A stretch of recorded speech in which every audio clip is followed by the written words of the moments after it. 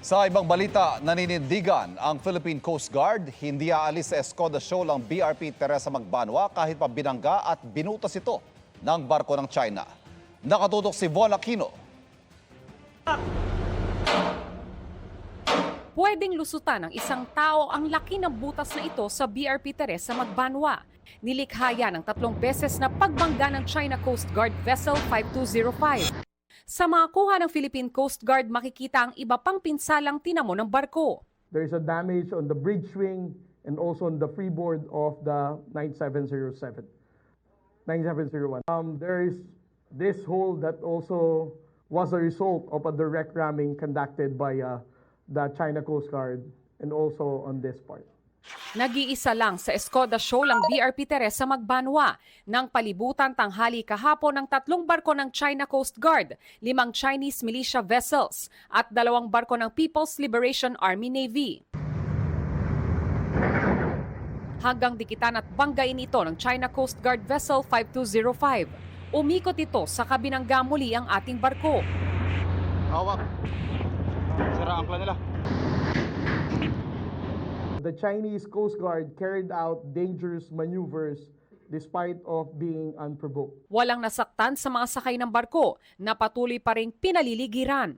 Base sa post sa X ng maritime security expert na si Ray Powell, makikita ang mahigit 15 Chinese vessels ang nakapalibot sa BRP Teresa Magbanwa pasado alas 8 ng umaga kanina.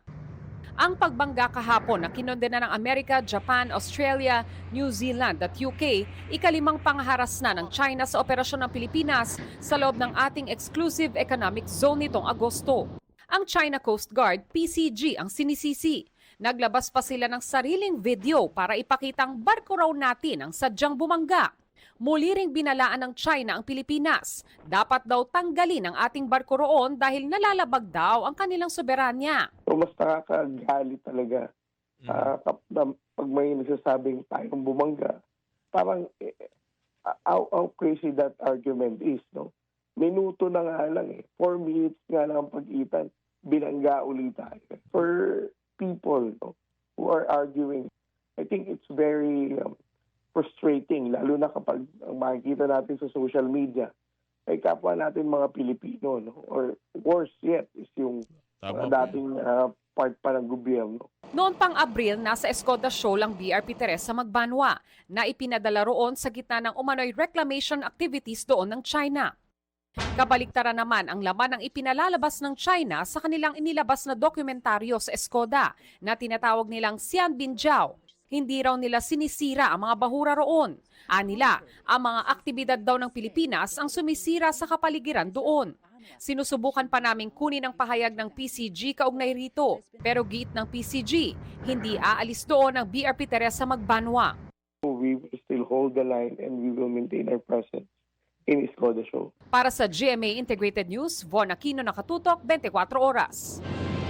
Mga kapuso, patuloy na tumutok sa mga balita. Mag-subscribe sa GMA Integrated News sa YouTube. Sa mga kapuso abroad, samahan niyo kami sa GMA Pinoy TV at www.gmanews.tv.